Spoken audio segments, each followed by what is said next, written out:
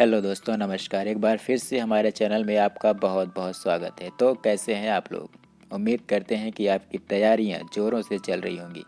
दोस्तों, हमने देखा है कि लोग थार्डाइक, स्किनर, कोहलर इन्हीं सब को पढ़ते रहते हैं और क्वेश्चन कहीं और से पूछ लिया जाता है। तो हमने सोचा कि आज का टॉपिक कुछ डिफरेंट रखा जाए। आज का जो टॉपिक है वो है स्मृति और विस्मृति। दोस्तों, स्मृति का अर्थ क्या है? स्मृति एक मानसिक क्रिया है जिसकी सहायता से हम पिछले अनुभवों को, जो मानसिक संस्कार के रूप में हमारे अचेतन मन में विद्यमान रहते हैं, उन्हें वर्तमान चेतना में लाते हैं। अब परिभाषाओं की बात करते हैं। वुडवर्थ के अनुसार स्मृति सीखी हुई वस्तु का सीधा उपयोग है। वहीं मैकडूगल महोदय ने कहा है कि स्मृति से तात्पर्य अतीत की घटनाओं के अनुभवों की कल्पना करना और इस तथ्य को पहचान लेना कि यह अतीतकालीन अनुभव है। स्मृति के तत्वों की बात करें तो स्मृति एक जटिल मानसिक क्रिया है। वुडवर्थ ने स्मृति में 4 तात्विक क्रियाओं का समावेश किया है। पहला है अधिगम, दूसरा है धारण, तीसरा है पुनः स्मरण और चौथा है पहचान यानी रिकॉग्निशन। अच्छी स्मृति की जो विशेषताएं हैं वो हैं शीघ्र याद होना या अधिगम होना, उत्तम धारण शक्ति का होना, शीघ्र पुनः स्मरण होना, शीघ्र व स्पष्ट पहचानना और अनावश्यक बातों को भूल जाना। अब स्मृति के प्रकारों की बातें करते हैं। तो स्मृति 12 प्रकार की होती है। तात्कालिक स्मृति, अस्थायी स्मृति, सक्रिय स्मृति, निष्क्रिय स्मृति, व्यक्तिगत स्मृति, अव्यक्तिगत स्मृति, यांत्रिक स्मृति, तार्किक स्मृति, आदतजन्य स्मृति, इंद्रिय अनुभव स्मृति, शारीरिक स्मृति और 12वीं है वास्तविक स्मृति। अब आइए बात करते हैं स्मृति के नियमों की।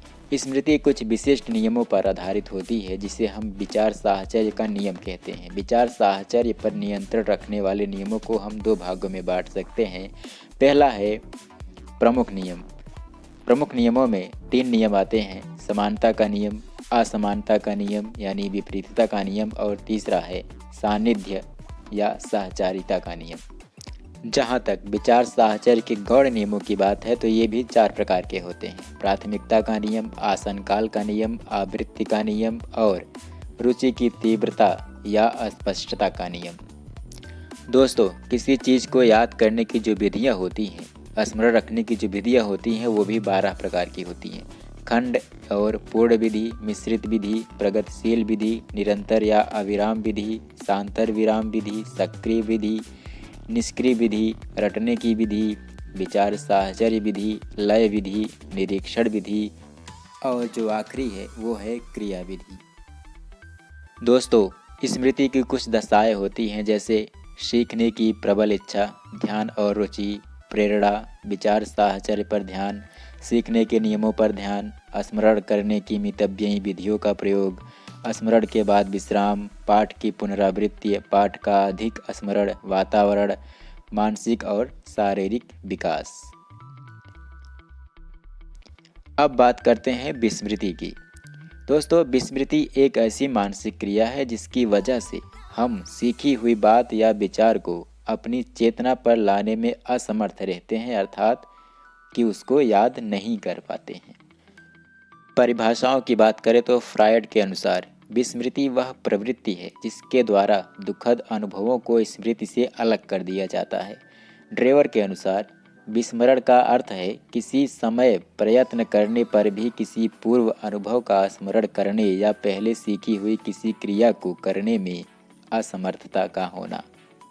दोस्तों, यहाँ पर कुछ ध्यान देने वाली बातें हैं जिसको आपको याद करना है। एक तरफ जहाँ मनोवैज्ञानिक एबिंगहॉस विस्मृति को एक निष्क्रिय मानसिक क्रिया मानते हैं, तो वहीं स्काइक्स, मुलर, पिल्जेकर और फ्रायड स्मृति को एक सक्रिय मानसिक क्रिया मानते हैं। इसको याद रखिएगा। अब बात करते हैं विस्मृति के कारणों की। इसके अंतर्गत जो सैद्धांतिक कारण है उसमें 3 सिद्धांत आते हैं: अनाभ्यास का सिद्धांत जिसके समर्थक एबिंगहॉस हैं, दमन का सिद्धांत है जिसके समर्थक फ्रायड हैं और तीसरा है बाधा का सिद्धांत जिसके समर्थक मुलर, वुडवर्थ और पिल्जेकर को माना जाता है। सामान्य कारणों की बात करें तो विषय सामग्री का स्वरूप, विषय वस्तु का परिमाण, सीखने की मात्रा, सीखने की दोषपूर्ण विधि, रुचि का अभाव, समय अवधान, सीखने वाले की आयु व बुद्धि, पुनरावृत्ति का अभाव, संवेगात्मक कारण, भूलने की इच्छा, संशय, मस्तिष्क पर चोट, मानसिक आघात, मानसिक द्वंद्व, मादक वस्तुओं का सेवन और इसके अलावा जो शरीर में या फिर मानसिक रोग होते हैं इंसानों में, बालकों में, वो भी सामान्य कारण होते हैं विस्मृति के, कि बातों को भूल जाते हैं। अब बात करते हैं विस्मृति के सिद्धांतों की। पहला जो सिद्धांत है वो है चिन्ह ह्रास का सिद्धांत। यह पुरातन सिद्धांत है। इसके अनुसार जिन अधिगम व्यवहारों का उपयोग नहीं होता वे भूल जाते हैं। थॉर्नडाइक ने अपने अधिगम नियमों में इस विचार को अनुपयोगिता सिद्धांत के रूप में वर्णित किया है। उपरोक्त कारणों से स्मृति चिन्हों में जो ह्रास होता है उससे हम जब विस्मरण की बात करते हैं तो वही विस्मृति का चिन्ह ह्रास सिद्धांत कहलाता है।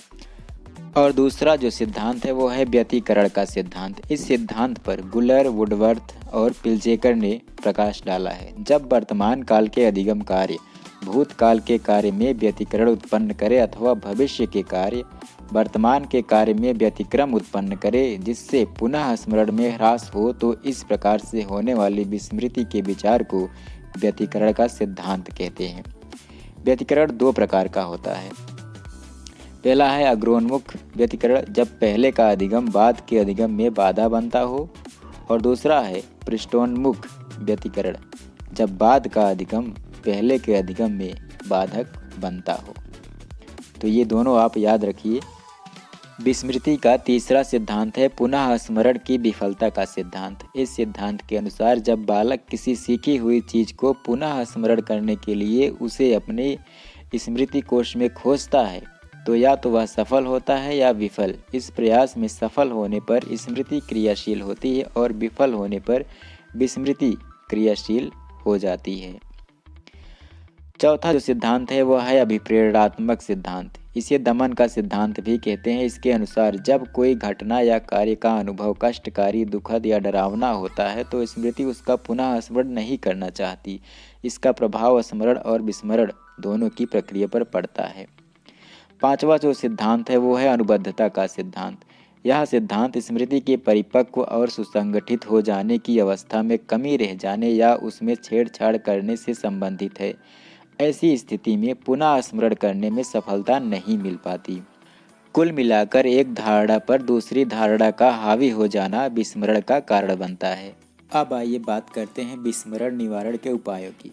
तो विस्मरण निवारण के लिए स्मरण करने का इरादा होना चाहिए, स्मृति प्रतिमाओं का उपयोग करना चाहिए, स्मरण रखने के लिए ध्यान देना चाहिए और सीखी बातों को अन्य बातों से साहचर्य स्थापित करना चाहिए। अब बात करते हैं स्मृति के महत्व की। दोस्तों, हमारे लिए जितना महत्व स्मरण का है उतना ही महत्व विस्मरण का भी होता है। कॉलिंस और ड्रेवर के अनुसार यह सत्य है कि विस्मरण स्मरण के विपरीत है, पर व्यावहारिक दृष्टिकोण से विस्मरण भी उतना ही लाभप्रद है जितना कि स्मरण।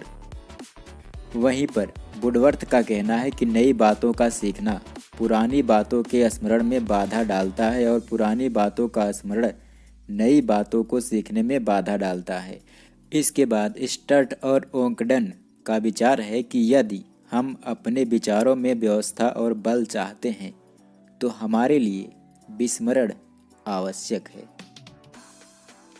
दोस्तों, फिलहाल इस वीडियो में इतना ही।